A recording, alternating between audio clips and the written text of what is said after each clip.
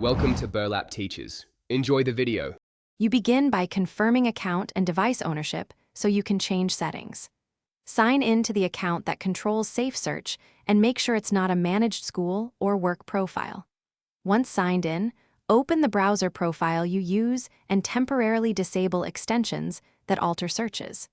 Also check Device Parental Controls or Family Link. Those often lock Safe Search at the account level. Now move to the specific settings page for the search engine you use, so you now go into the search engine settings and change the filter.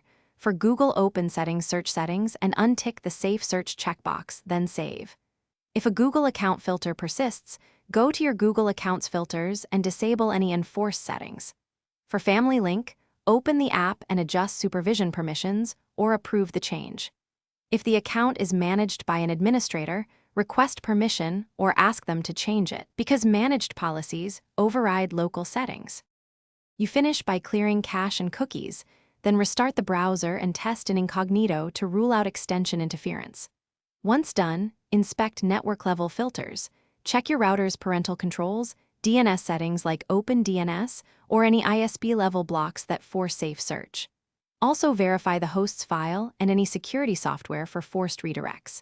If none of this works, contact the account administrator or ISP. Make sure to document steps you took so support can resolve enforced policies quickly. Thanks for watching. Consider subscribing if this video helped you.